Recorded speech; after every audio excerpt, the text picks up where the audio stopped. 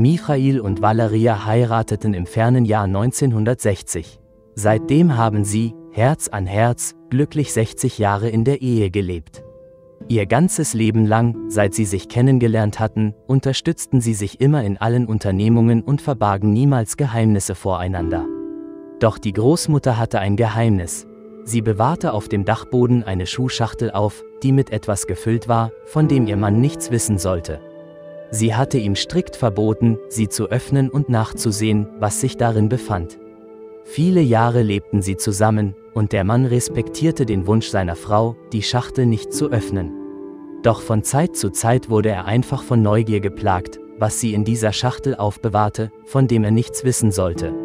Vor einigen Jahren geschah ein bitteres Unglück. Die Großmutter wurde schwer krank.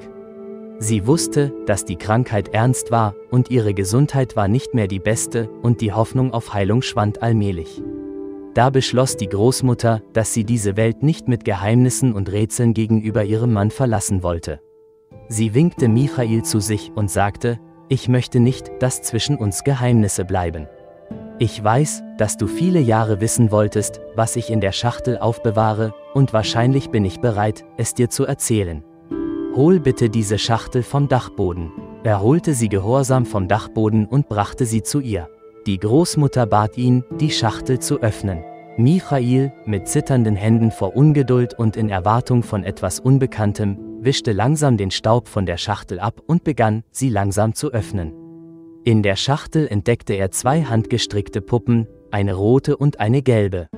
Er zog sie heraus. Was ist das? Fragte er die Großmutter, mit dem Gesicht eines Menschen, dessen Hoffnungen keinen Zentimeter erfüllt wurden.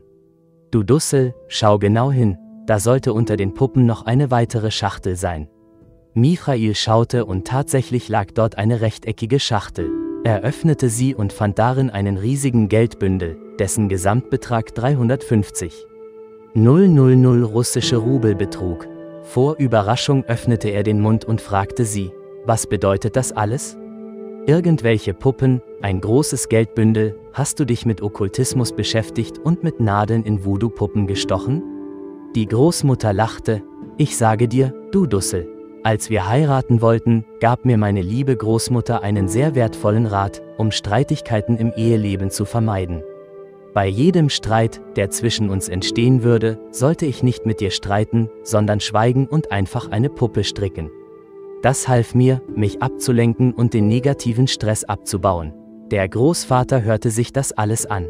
Ein Lächeln breitete sich von Ohr zu Ohr auf seinem Gesicht aus. Misch, warum grinst du so breit? Wie kann man da nicht lächeln? In der Schachtel sind 2 Puppen. Das bedeutet, du hast dich in unserer gesamten Ehe nur 2-mal über mich geärgert? Und was sind dann die ganzen Geldscheine in der Schachtel, was bedeuten sie?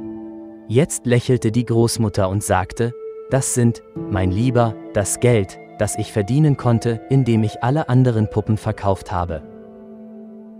Liebe Freunde, wenn euch das Video gefallen hat, setzt ein Like und abonniert den Kanal.